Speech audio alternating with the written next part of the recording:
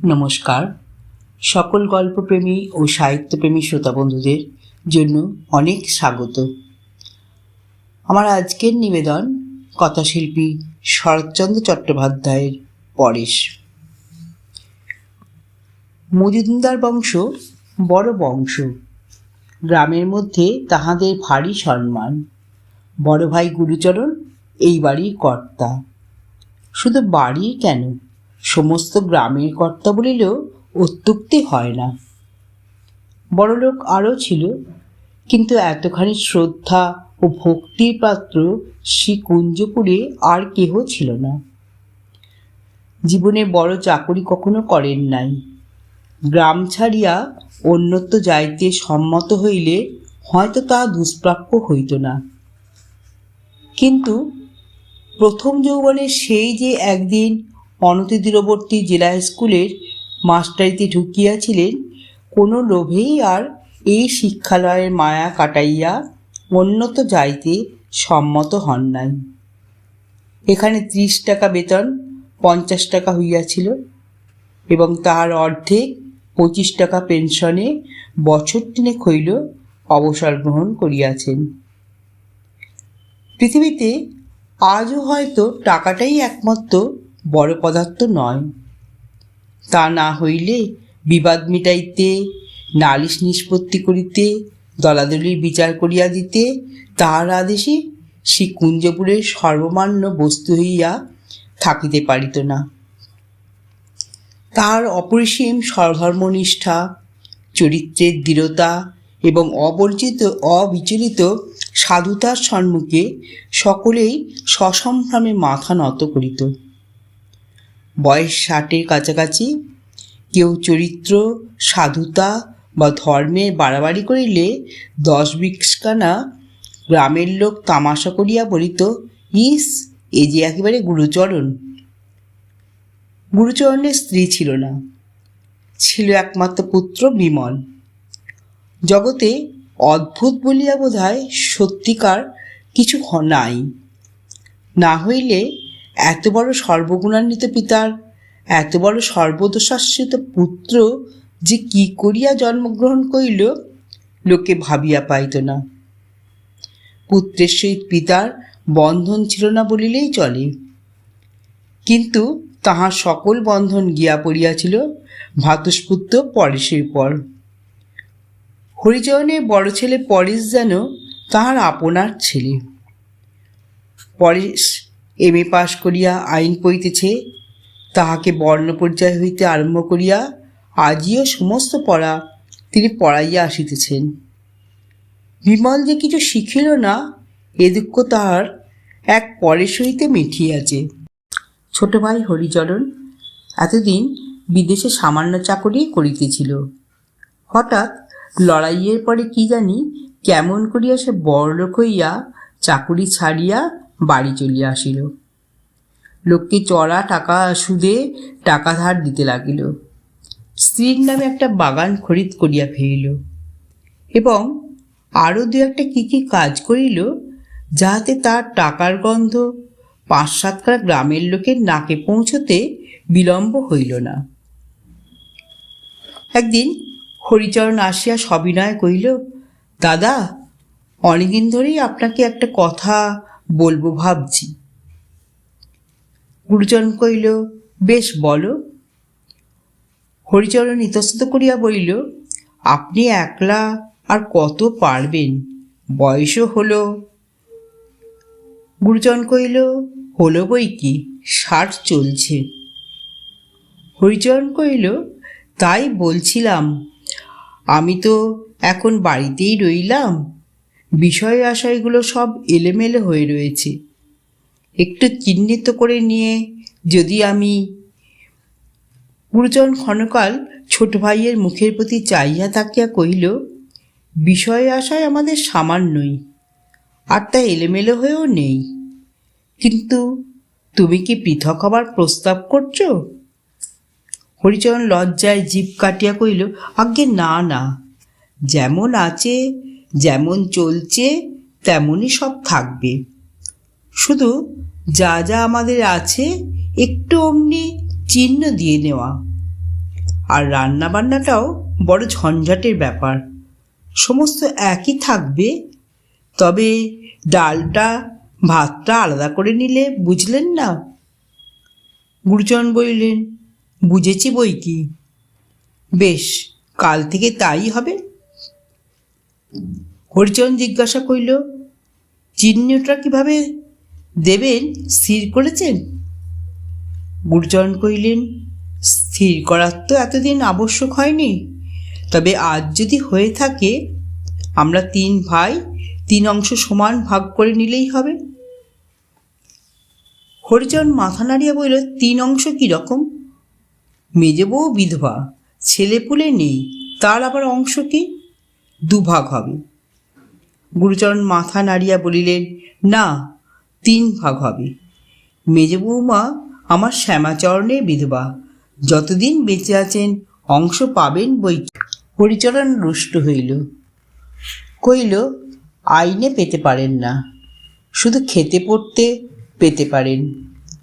গুরুচরণ কইলেন, সে তো পারেনি, কেননা বাড়ির বউ। হরিচরণ কইল, ধরুন কাল যদি বিক্রি করতে কিংবা বাধা দিতে চান? গুরুচরণ বললেন, আইনে যদি সে অধিকার দেয় তিনি করবেন। হরিচরণ মুখ কালো করিয়া বলিল, করবেন বই কি। পরদিন হরিচরণ দড়ি লইয়া ফিতে লইয়া বাড়িময় মাপঝোপ সারিয়া বেড়াইতে লাগিল। গুরুচরণ জিজ্ঞাসাও করিলেন না, বাধাও দিলেন না। দিন 2-3 পরে ইট কাঠ বালি চুন আসিয়া পড়িল। বাড়ির পুরনো ঝি আসিয়া খবর দিল, কাল থেকে রাজমিস্ত্রি লাগবে, ছোটবাবুর পাঁচিল পড়বে। গুরুচরণ সহাস্যে কইলেন, সে তো দেখতেই পাচ্ছি গো, বলতে হবে কেন? দিন 5-6 পরে একদিন সন্ধ্যার পরে দ্বারের বাইরে পদশব্দ শুনিয়া গুরুচরণ মুখ বাড়াইয়া দেখিয়া জিজ্ঞাসা করিলেন, পঞ্চুর মা কি গা? পঞ্চুর মা বহুদিনের দাসী, সে ইঙ্গিতে দেখাইয়া বলিল, মেজে বৌমা দাঁড়িয়ে আছেন বড়বাবু। বড়বাবুর মৃত্যুর পর, বড় বউয়ের মৃত্যুর পর বিধবা ভাতৃবধূই এ সংসারে গৃহিণী। তিনি অন্তরাল হইতে ভাসুরের সহিত কথা কইতেন। মৃদুকণ্ঠে কইলেন, শ্বশুরের ভিটিতে কি আমার কোনো দাবি নেই যে ছোট বউয়েরা আমাকে অহরহ গালমন্দ করছে? গুরুচরণ কহিলেন, আছে বই কি বৌমা, যেমন তাদের আছে ঠিক তোমারও তেমনই আছে। পঞ্চুর মা বলিল, কিন্তু এমন ধরা করলে তো বাড়িতে আর টিকতে পারা যায় না। গুরুচরণ সমস্তই শুনিতেছিলেন, ক্ষণকাল চুপ করিয়া থাকিয়া বলিলেন, পরেশকে আসতে চিঠি লিখে দিয়েছি পঞ্চুর মা, একবার সে এসে পড়লেই সমস্ত ঠিক হয়ে যাবে। এ কটা দিন তোমরা একটু সহ্য করে থাকো। মেজবউ ইতস্ত করিয়া কইল, কিন্তু পরেশ কি? গুরুচরণ বাধা দিয়া বলিলেন, কিন্তু নয় বউ, মেজে বৌমা, আমার পরেশের সম্বন্ধে কিন্তু চলে না। হরি তার বাপ বটে, কিন্তু সে আমারই ছেলে। সমস্ত পৃথিবী যদি একদিকে যায় তবে সে আমারই। তার জ্যাঠামশাই যে কখনো অন্যায় করে না, এই যদি সে না বোঝে তো বৃথাই এতদিন পরের ছেলেকে বুক দিয়ে মানুষ করে এলাম। দাসী কইল, সে আর বলতে, সে বছর মায়ের অনুগ্রহ হলে তুমি ছাড়া আর জমির মুখ থেকে তাকে কে কেড়ে আনতে পারত বড়বাবু? তখন কোথায় বা ছোটবাবু, আর কোথায় বা তার সৎ মা? ভয়ে একবার দেখতে পর্যন্ত এলো না। তখন একলা জ্যাঠামশাই, কিবা দিন কিবা রাত্রি। মেজে বৌমা কহিলেন, পরেশের নিজের মা বেঁচে থাকলেও হয়তো এতখানি করতে পারতেন না। গুরুচরণ কুণ্ঠিত হইয়া উঠিলেন, কইলেন, থাক মা ও সকল আলোচনা। তাহারা প্রস্থান করিলে বৃদ্ধের চোখের সম্মুখে যেন বিমল এবং পরেশ আসিয়া পাশাপাশি দাঁড়াইল। জানালার বাইরে অন্ধকার আকাশের প্রতি চাহিয়া অকস্মাৎ মুখ দিয়া দীর্ঘশ্বাস পড়িল। তাহার পরে মোটা বাঁশের লাঠিটা হাতে তুলিয়া লইয়া সরকারদের বৈঠকখানায় পাশা খেলিতে চলিয়া গেলেন। পরদিন দুপুরবেলায় গুরুজন ভাত খাইতে বসিয়াছিলেন।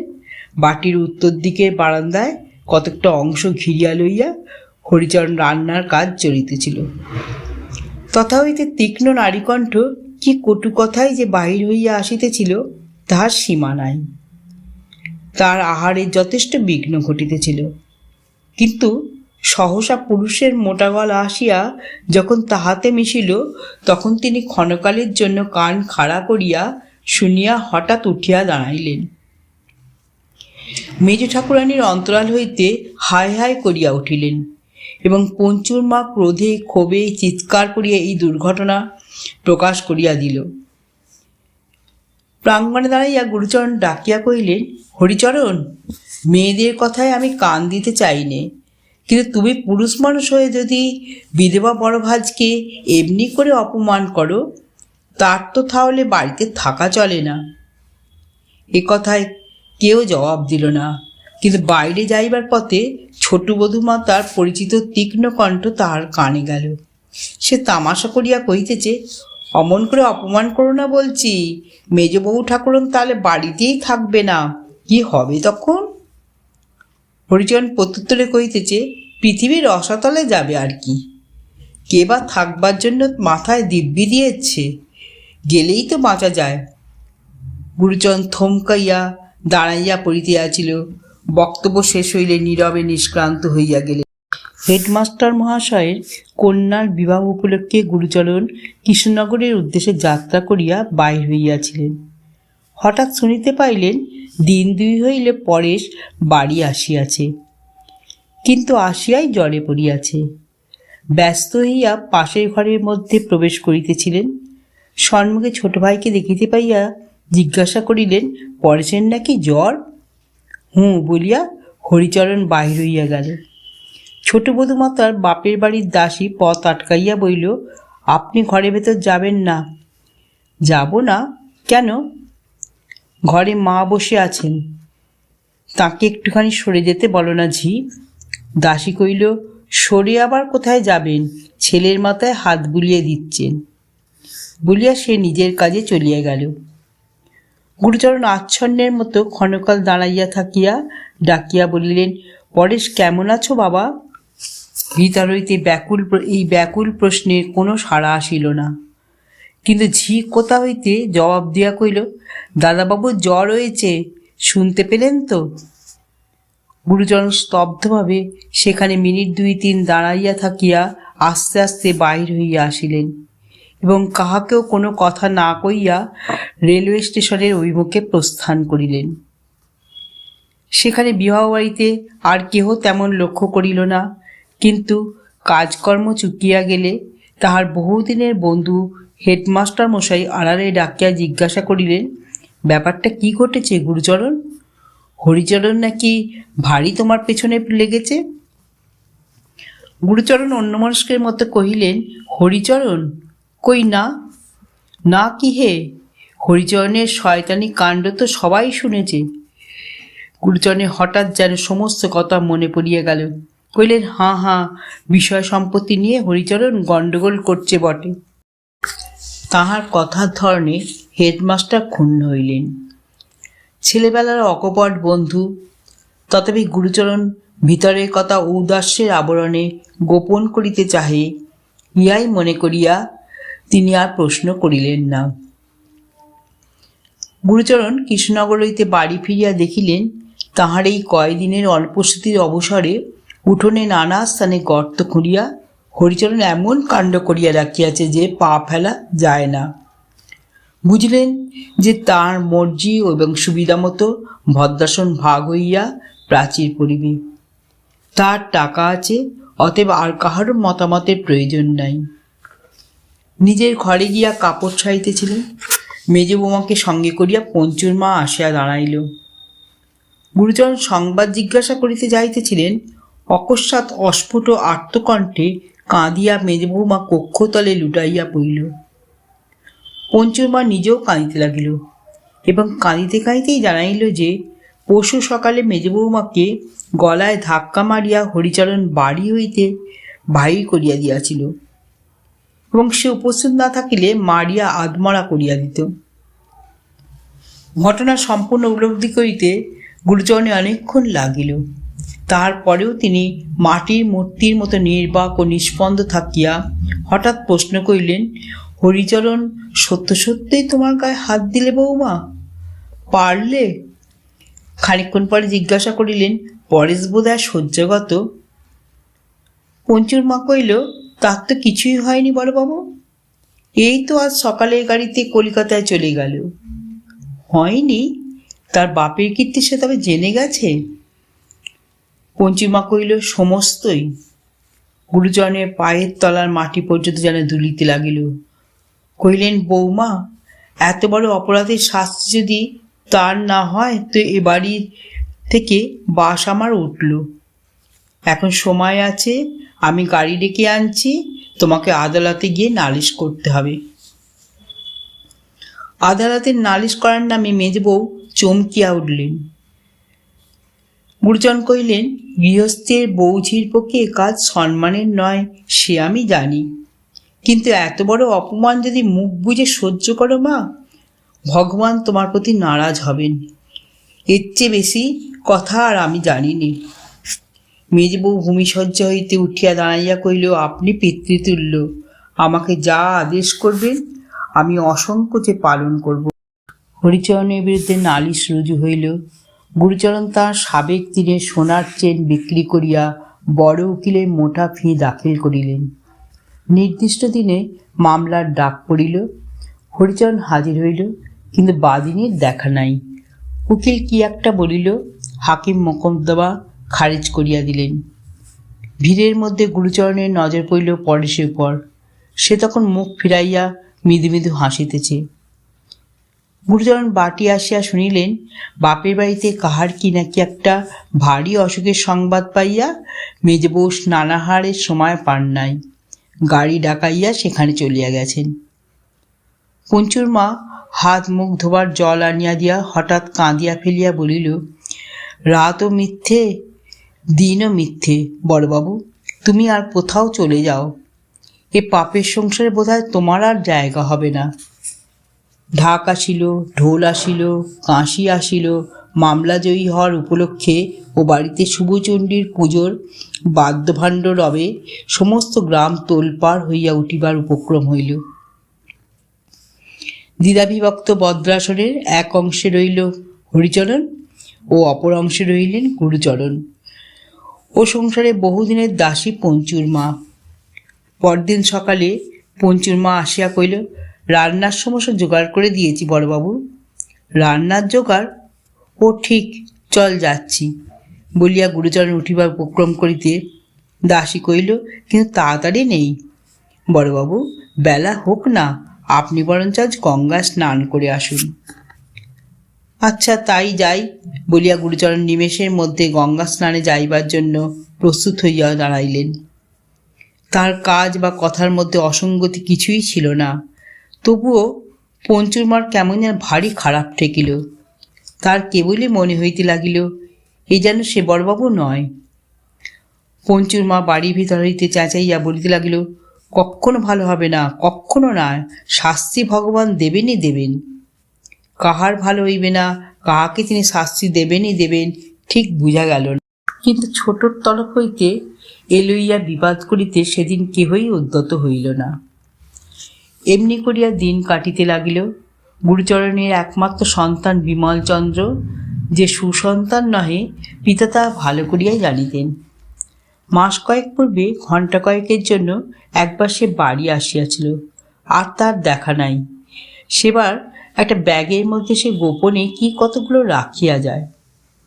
চলিয়া গেলে গুরুচরণ পরেশকে ডাকিয়া কহিয়াছিল, দেখো তো বাবা, কি আছে ওর মধ্যে। পরেশ পরীক্ষা করিয়া দেখিয়া বলিয়াছিল, কতগুলো কাগজপত্র, বোধহয় দলিল টলিল হবে। জ্যাঠামশাই, এগুলো পুড়িয়ে ফেলি। গুরুচরণ বলিয়াছেন, যদি দরকারি দলিল হয়। পরেশ কহিয়াছিল, দরকারি তো বটেই, কিন্তু বিমলদার পক্ষে বোধহয় অদরকারি। বিপদের কাজ কি ঘরে রেখে? গুরুজন আপত্তি করিয়া বলিয়াছিলেন, না জেনে নষ্ট করা যায় না পরেশ, কাহার সর্বনাশ হয়ে যেতে পারে। ওগুলো তুই কোথাও লুকিয়ে রেখে দিবি বাবা, পরে যা হয় করা যাবে। এই কথাটা তার মনে ছিল না। আজ সকালে গঙ্গা স্নান করিয়া আসিয়া রাঁধিতে যাইতেছিলেন, হকস্মাৎ সেই ব্যাগ হাতে পরেশ, হরিচরণ, গ্রামের জন কয়েক ভদ্র ব্যক্তি এবং পুলিশ দারোগা কনস্টেবলের দল আসিয়া উপস্থিত হইল। ঘটনাটা সংক্ষেপে এই যে, বিমল ডাকাতির আসামি সম্প্রতি ফেরার। খবরের কাগজে খবর পাইয়া পরেশ পুলিশে গোচর করিয়াছে। ব্যাগটা এতদিন তাহার কাছেই ছিল। বিমল মন্দ ছেলে, সে মদ খায়, আনুষঙ্গিক দোষও আছে। কলিকাতায় থাকিয়া কি একটা সামান্য চাকরি করিয়া সে এইসব করে, কিন্তু সে ডাকাতি করিতে পারে এ সংশয় পিতার মনের মধ্যে কখনো স্বপ্নেও উদয় হয় নাই। কিছুক্ষণ নির্নিমেষ দৃষ্টিতে পরেশের মুখের প্রতি গুরুচরণ চাহিয়া রইলেন। তারপরে সেই নিষ্প্রভ অপলক দুই চক্ষের কোণ বইয়া ঝরঝর করিয়া জল গড়াইয়া পড়িল। বলিলেন, সমস্তই সত্যি, পরেশ একটা কথাও মিথ্যে বলেনি। দারোগা আরো গোটা 2-3 কথা জিজ্ঞাসা করিয়া তাহাকে ছুটি দিল। যাবার সময় লোকটা হঠাৎ হেঁট হইয়া গুরুচরণের পায়ে ধুলা লইয়া বলিল, আপনি বয়সে বড়, ব্রাহ্মণ, আমার অপরাধ নেবেন না। এত বড় দুঃখের কাজ আমি আর কখনো করিনি। আর মাস কয়েক পরে খবর আসিল, বিমলের 7 বছরের জেল হইয়াছে। আবার ঢাক ঢোল কাশি সহযোগে শুভচণ্ডীর সমারোহ পুজোর আয়োজন হইতেছিল। পরেশ বাধা দিয়া কইল, বাবা, এসব থাক। কেন? পরেশ কইল, এ আমি সইতে পারবো না। তার বাবা বলিলেন, বেশ তো, সইতে না পারো, আজকের দিনটা কলিকাতায় বেরিয়ে এসো গে। জগন্মাতার পূজা, ধর্মে কর্মে বাধা দিও না। বলা বাহুল্য, ধর্মে কর্মে বাধা পড়িল না। দিন 10 পরে একদিন সকালে গুরুচরণের ঘরের দিকে অকস্মাৎ একটা হাঁকাহাঁকি চেঁচামেচির শব্দ উঠিল। খানিক পরে গয়লা মেয়ে কাঁদিতে কাঁদিতে আসিয়া উপস্থিত হইল। তার নাক দিয়া রক্ত পড়িতেছে। হরিচরণ ব্যস্ত হইয়া জিজ্ঞাসা করিলেন, রক্ত কিসের মোক্ষদা, ব্যাপার কি? কান্নার শব্দে বাটির সকলেই আসিয়া পৌঁছিলেন। মোক্ষদা বলিল, দুধে জল দিয়েছি বলে বড়বাবু লাথি মেরে আমার গর্তে ফেলে দিয়েছেন। হরিচরণ কহিল, কে গে? দাদা? যা। পরেশ বলিল, জ্যাঠামশাই? মিথ্যে কথা। ছোট গিন্নি বললেন, বটঠাকুর দিয়েছেন মেয়ে মানুষের গায়ে হাত? তুই কি স্বপ্ন দেখছিস গয়লা মেয়ে? সে গায়ের কাদা মাটি দেখাইয়া ঠাকুর দেবতার দিব্যি করিয়া বলিল, ঘটনা সত্য। ইংয়াংসানের কৃপায় প্রাচীর তোলা বন্ধ হইয়াছিল বটে, কিন্তু উঠোনের গর্তগুলো তেমনই ছিল, বুঝানো হয় নাই। গুরুচরণ লাথি মারায় ইহারই মধ্যে মোক্ষদা পড়িয়া গিয়া আহত হইয়াছে। হরিচরণ কহিল, চল, আমার সঙ্গে নালিশ করে দিবি। গৃহিণী কহিলেন, কি যে অসম্ভব বলো তুমি! বটঠাকুর মেয়ে মানুষের গায়ে হাত দিবেন কি? মিছে কথা। পরে স্তব্ধ হইয়া দাঁড়াইয়া রইল, একটা কথাও বলিল না। হরিচরণ কহিল, মিছে হয় ফেঁসে যাবে, কিন্তু দাদার মুখ দিয়ে তো আর মিথ্যে বার হবে না। মেরে থাকেন, শাস্তি হবে। যুক্তি শুনিয়া গৃহিণীর সুবুদ্ধি আসিল। কইলেন, সে ঠিক, নিয়ে গিয়ে নালিশ করিয়ে দাও, ঠিক সাজা হয়ে যাবে। হইলেও তাই, দাদার মুখ দিয়া মিথ্যা বাইর হইল না। আদালতে বিচারে তার 10 টাকা জরিমানা হইয়া গেল। এবার শুভচণ্ডীর পূজা হইল না বটে, কিন্তু পরদিন দেখা গেল কতগুলো ছেলের দল পাকাইয়া গুরুচরণের পিছনে পিছনে হইচই করিয়া চলিয়াছে। গয়লানি মারার গানও একটা ইতিমধ্যে তৈরি হইয়া গিয়াছে। রাত্রিবেলা তখন 8টা হইবে। হরিচরণের বৈঠকখানা গম গম করিতেছে। গ্রামের মুরব্বীরা আজকাল এইখানে আসিতে আরম্ভ করিয়াছেন। অকস্মাৎ একজন আসিয়া বড় একটা মজার খবর দিল। কামারদের বাড়ির ছেলেরা বিশ্বকর্মা পুজো উপলক্ষে কলিকাতা হইতে জন্দুই খ্যামটা আনাইয়াছে। তাহারই নাচের মজলিসে বসিয়া গুরুচরণ। হরিচরণ হাসিয়া লুটাইয়া পড়িয়া কইল, পাগল পাগল, শোনো কথা একবার, দাদা গেছে খ্যামটার নাচ দেখতে। কোনগুলি আড্ডা থেকে আসা হচ্ছে অবিনাশ? অবিনাশ মায়েরই দিব্যি করিয়া বলিল, সে স্বচক্ষে দেখিয়া আসিয়াছে। একজন ছুটিয়া চলিয়া গেল সঠিক সংবাদ আনিতে। মিনিট 10 পরে ফিরিয়া আসিয়া জানাইল, সে খবর সর্বাংশে সত্য। আর শুধু নাচ দেখাই নয়, রুমালে বাঁধিয়া প্যালাও দিতে সেই মাত্র নিজের চোখে দেখিয়া আসিল। একটা হইচই উঠিল। কেউ বলিল, এমন যে একদিন ঘটিবে তাহা জানা ছিল। কেউ কহিল, যেদিন বিনা দোষে স্ত্রীলোকের গায়ে হাত দিয়েছে সেই দিনই সব বুঝা গেছে। একজন ছেলের ডাকাতির উল্লেখ করিয়া কহিল, ওই থেকে বাপের চরিত্রও আন্দাজ করা যায়। এমন কত কি। আজ কথা কইল না শুধু হরিচরণ। সে অন্যমনস্কের মতো চুপ করিয়া বসিয়া রইল। তাহার কেমন যেন আজ ছেলেবেলার কথা মনে হইতে লাগিল। এ কি তাহার বরদা? এ কি গুরুচরণ মজুমদার? রাত্রি বোধ হয় 3য় প্রহর, কিন্তু নাচ শেষ হইতে তখনও বিলম্ব আছে। বিশ্বকর্মা পূজা সকালেই শেষ হইয়াছে, কিন্তু তাহারই জের টানিয়া ভক্তের দল মাত খাইয়া, মাংস খাইয়া, খ্যামটা নাচাইয়া একটা দক্ষযজ্ঞের সমাপ্তি করিতেছি। অধিকাংশেরই কাণ্ডজ্ঞান বোধ হয় আর নাই। আর তাহারই মাঝখানে বসিয়া স্মিত মুখে বৃদ্ধ গুরুচরণ। কে একজন চাদরে মুখ ঢাকিয়া ধীরে ধীরে পিঠের উপর হাত রাখিতেই চমকিয়া ফিরিয়া চাহিয়া কহিলেন, কে? লোকটি কহিল, আমি পরেশ। জ্যাঠামশাই, বাড়ি চলুন। গুরুচরণ বিরক্তি করিলেন না, বললেন, বাড়ি? চলো। উৎসব মঞ্চের একটা ক্ষীণ আলোক রাস্তায় আসিয়া পড়িয়াছিল। সেইখানে আসিয়া পরেশ এক দৃষ্টি গুরুচরণের মুখের প্রতি চাহিয়া রইল। চোখে সে জ্যোতি নাই, মুখে সে তেজ নাই, সমস্ত মানুষটাই যেন ভূতাবিষ্টের ন্যায়। এতদিন পরে তাহার চোখ দিয়া জল পড়িতে লাগিল, এবং এতদিন পরে আজ তাহার চোখকে ঠেকিল, লোকের কাছে জ্যাঠামশাইয়ের জন্য লজ্জা পাইবার কিছু আর নাই। এই অর্ধ সচেতন দেহ ছাড়িয়া তিনি অন্তর্হিত হইয়া গিয়াছেন। কইল, আপনার কাশি যাবার বড় ইচ্ছে জ্যাঠামশাই, যাবেন? গুরুচরণ কাঙালের মতো বলিয়া উঠিলেন, যাব পরেশ, যাব, কিন্তু কে আমাকে নিয়ে যাবে? পরেশ কহিল, আমি নিয়ে যাব জ্যাঠামশাই। তবে চলো একবার বাড়ি থেকে জিনিসপত্র নিয়ে আসি গে। পরেশ কহিল, না জ্যাঠামশাই, ও বাড়িতে আর না, ওর কিচ্ছু আমার আর চাই নে। গুরুজনের হঠাৎ যেন হুঁশ হইল। ক্ষণকাল নীরব থাকিয়া কহিলেন, কিচ্ছু চাই নে?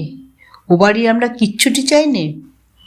পরেশ চোখ মুছিয়া বলিল, না জ্যাঠামশাই, কিচ্ছুটি চাই নে, ওসব নেবার অনেক লোক আছে, চলুন। চলো বলিয়া গুরুচরণ পরেশে হাত ধরিলেন এবং জনহীন অন্ধকার পথ ধরিয়া উভয় রেলওয়ে স্টেশনের অভিমুখে অগ্রসর হইয়া গেলেন। পরেশ গল্পটি আজ এখানেই সমাপ্ত হলো। যদি শ্রোতা বন্ধুদের আমার গল্প পাঠ ভালো লেগে থাকে তাহলে একটা লাইক দেবেন, আমার চ্যানেলটিকে সাবস্ক্রাইব করে পাশে থাকা বেল আইকনটিকে প্রেস করে অল করে দেবেন। তাহলে আমি যখনই নিত্য নতুন গল্প আপলোড করব আপনারা সঙ্গে সঙ্গে পেয়ে যাবেন। আপনারা সকলে খুব ভালো থাকবেন। নমস্কার।